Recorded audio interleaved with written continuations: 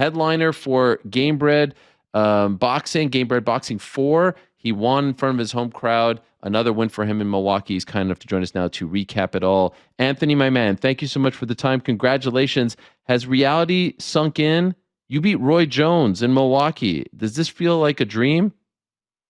Yeah, bro, it's crazy, man. Even like the day after I woke up, I'm like, did that really just happened, man? It's Roy Jones, bro. Like I grew up watching this guy. Like what he's done in his career is amazing. So yeah, it was it's crazy to even like think even say it out loud. It's insane.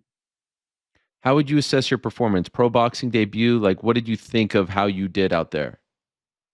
Yeah, I mean, honestly, I knew I was gonna try boxing before I call it quits in my fighting sports career. And the opportunity popped up. It was a higher weight class at the time. I was already bulking up to go to like welterweight. So, when the opportunity was presented, it kind of just worked out where I was like, yo, I'm gonna be fighting a bigger guy.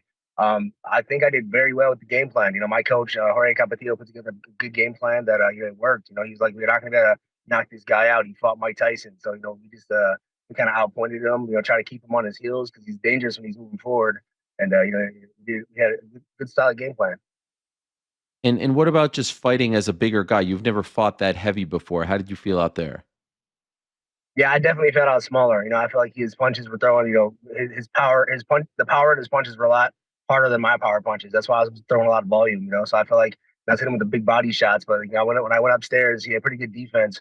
But I could just tell, his punches did more damage than my punches because of the size. I mean, he is 54, I believe, but he's still Roy Jones. What did you make of his performance, how he fought? Bro, it's incredible, bro. Like 54 years old, he's quick as heck, bro. He hit me with a hook. One of the hooks he hit me with, like I think it was like in the sixth or seventh round. It wobbled me. He caught made my ears ring a little bit. Where I was like, oh, yeah, I got to be careful. I already knew, like, Uh, I kind of play around with him in there, but he was just fast. He was a lot quicker than I expected. And I was sparring some young guys. Guys that are like ranked right now. So it's like I try to get as much mimic to him as possible. But his hook and his range was just something different. so considering now you just did this, you were successful, you went through the whole camp. Are you sticking with boxing? I think I'll have another boxing fight for sure. I think right now I plan on fighting again MMA for PFL more towards the end of the year. I'm not sure when they're going to do their pay per view card, but I'm going to see what opportunities pop up. I think right now I'm open to doing both. So you're still with PFL. I thought you were done with PFL. Well, I'm not doing the tournament with the PFL, but they still are doing their Okay. pay per view format. So we're I think Melky, my agent's going talking back and forth with when they do the pay per view card, a potential opponent, and dates and all that stuff. Okay, so would that be at 55 or 70? 70, yeah, I'm not doing the 55. Yeah, 55 was just crushing me to make. Like last season, bro, it was hard to stay that low, that light, and the older you get, the harder it is. Do you have a preference as to who you would fight? I don't know yet, man. Honestly, I was so focused on Roy Jones Jr. It's like it's the Monday after, and I'm talking to both coaches, my boxing coach. I just saw Duke Rufus at his gym. We was watching sparring. Sergio's getting ready for fights. We got a lot of big fights here, So it was cool to be back there. And I'm not sure yet. I guess we'll see what opportunities pop up first. Okay, but more than likely it's MMA next for you, and then somewhere down the line it's boxing again. No, I think boxing will be first. Honestly, MMA looks like it Oh should be ahead of wow, the year. Yeah. wow, interesting. And would that Yep. be So I for don't know Game Bread again? right now. Yeah, I think so. I mean, we'll see what happens when hopefully the numbers come back and they were good. But that would be for potentially Game Bread or whatever else is out there. And just fighting for Game Bread. Obviously, this is a promotion run by Jorge Masvidal. He couldn't be there because he's fighting this weekend. But what was the experience like? They're new-ish. I know you guys are boys, and it seemed like everyone was treated very well. There's a lot of MMA legends on the card. Your take on how the whole thing ran? I think it was awesome, man. I mean, we're in the Pfizer Forum in Milwaukee, Wisconsin, one of the best venues you can get, in this area for sure. Um, even some of the boxing guys were like, man, they put Pedialyte out after weigh-ins and fruit out after weigh-ins. Like they were used to that stuff. Like MMA promotions do that stuff. So it was like, it was a little mix of both worlds, I think, where boxing and MMA are meeting in the middle. And it's cool to see. There was some straight boxers on that card, and there was MMA. Jose Aldo, to see Aldo there in Milwaukee. I think it was done very well.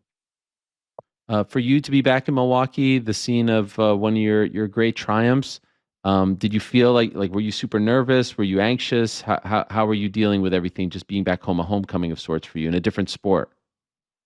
Bro, I felt so calm. It felt amazing. Honestly, I went out there and I felt very at home. I think that's what helped me like to get that victory. I didn't get too crazy. He was waiting for me to go out there and try to knock him out. And I think I was outboxing him. I was outpacing him. And I just felt really calm, man. I think that was a big part of that.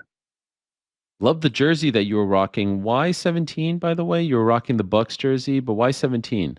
That's my number when I play roulette. Oh, really? That's your number? Yeah, What, you always go black with 17? 17.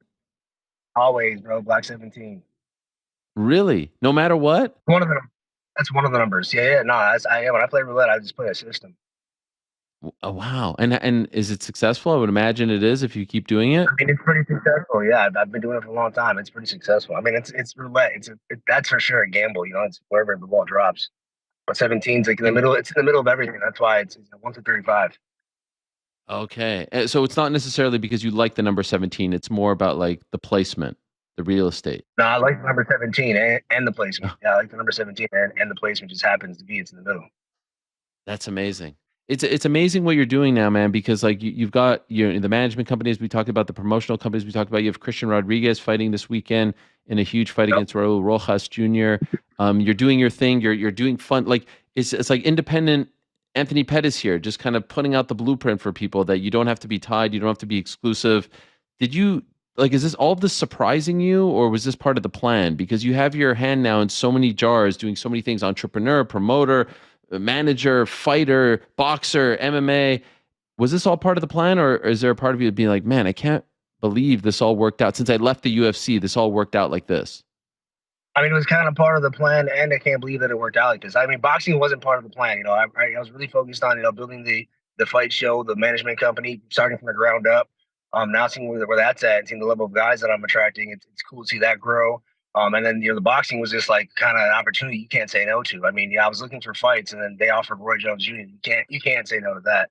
And then Mm. going out there and having the performance I did, I think it opens up the door to that world as well. So and I always knew I could box, and I think once the next guy I fight, I'm sure there's going to be a younger guy and somebody more current.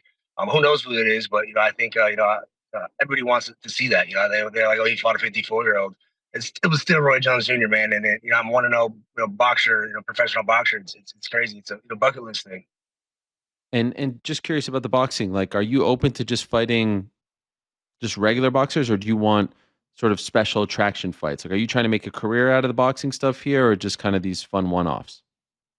I mean, it just depends on who it is. I think, Hmm. I wouldn't say one-offs, but I think it just depends on who the fighter is. Obviously, my coach would have to agree to it. I trust my coach's, opinions and decisions. If it were up to me, I'd be fighting everybody. But I fought, 200 pounds. I fought 145. It's what I've done in my career is pretty cool, actually. It's pretty surreal when I think about it.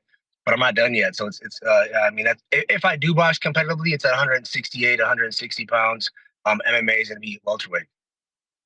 I don't know if you were able to watch, but of the MMA guys who competed in the boxing matches and gals on Saturday, which one impressed you the most? Vitor Belfort, man, that dude's got some hands, bro. Like he's got a God given gift of just fighting. It was his birthday.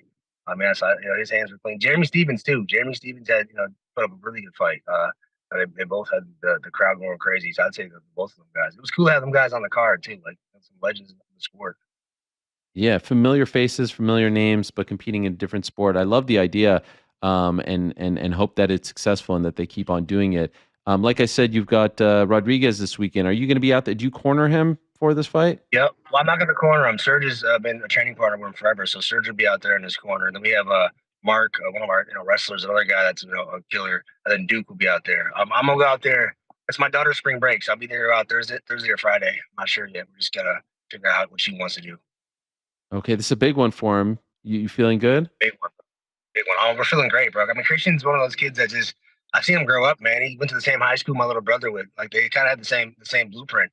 They went to Pius High School. It's like 2 blocks from Duke's gym, so it's like a walk away. And he did the same thing. Right from high school, started training full MMA. And I think his striking, his levels above this guy. The grappling where he has to be careful with, and just the aggression. And as you mentioned, your brother fighting Pitbull at 135 pounds. Crazy times. So he's back 100%. He's good to go. He's cleared. No issues. He's healthy. He's healthy, man. Yeah, he took the whole year off. It's obviously a big injury. That ACL is no joke. I was familiar with it. When I won the belt, I had to get a PCL surgery and I had to take a year off too. So he's coming back right to a test. So it's a big fight for us. So I think he'll spend a lot of time here in Milwaukee, but he's gonna come out to Vegas and get some work out there, and make sure we get this fight, get this win for him. This is his legacy right here, man. These are his legacy fights. Yeah, gigantic. I love that fight. But as you said, a tough one to come back to after that layoff. By the Yep. way, I mentioned Benson recently retired. When you see someone that you're so closely linked to retire now, how does that make you feel?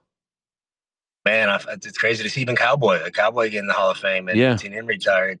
Cool to see though, man. The guys deserve it, bro. Like we're some pioneers of this sport, and if their time is done, I respect it, man. Like for real, like you gotta be willing to know when it's done, and I know my time will come where I can't say yes to an opportunity, and while I can, I'm riding until the wheels fall off.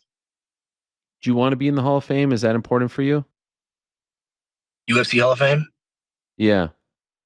Oh yeah, actually it is, man. Yeah, I would love to be in the Hall of Fame. I mean, when I left the UFC, we left on great terms. I think Dana treated me very well. The company treated me very well. I think yeah, that definitely. I wouldn't say it's super important, but I'd be appreciative, if I been made the Hall of Fame. And you just beat a boxing Hall of Famer on Saturday in your hometown. Pretty incredible stuff, man. Right. Yeah, Unbelievable. for What a sure. life. Congrats on the win, Anthony. Thanks for stopping by. Appreciate it.